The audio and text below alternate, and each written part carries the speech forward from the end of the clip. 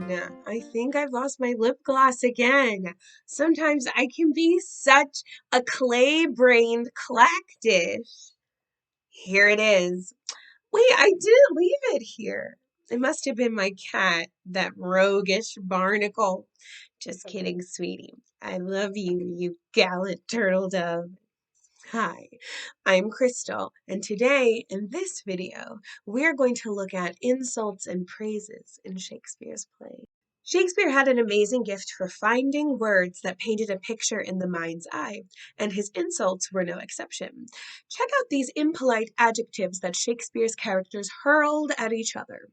Beslubbering, toad-spotted, greasy, fly-bitten, spleeny, lily-livered, bunched-backed, and lumpish.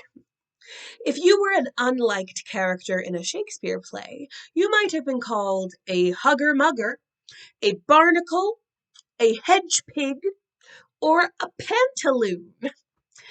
Sometimes Shakespeare lumped a bunch of insults together, like this one from Henry IV, Part 1.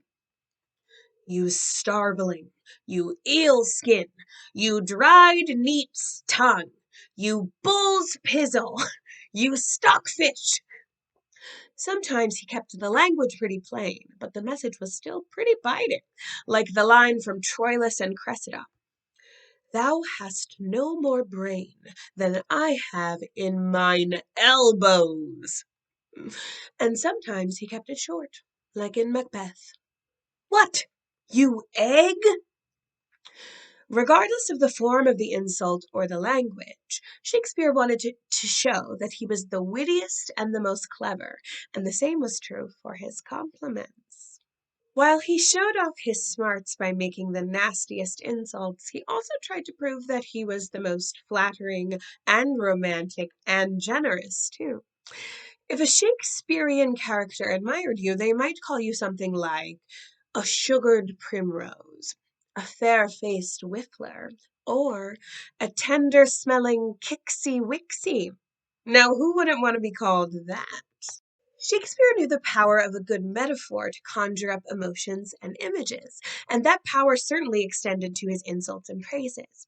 Insults about intelligence are common in his plays, and Shakespeare was particularly good at finding metaphors for someone's brain. In As You Like It, there's this comparison. Your brain is as dry as the remainder biscuit after a voyage.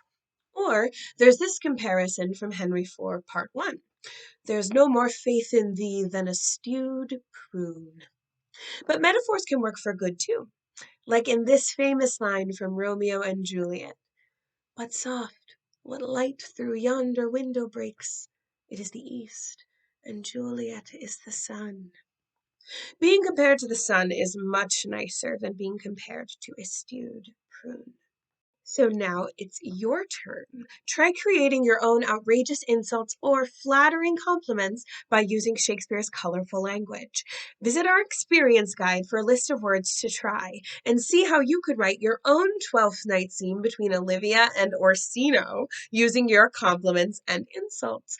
Thanks for joining me for this episode of Willpower, you enchanting, life-rendering cuckoo bud you. Bye.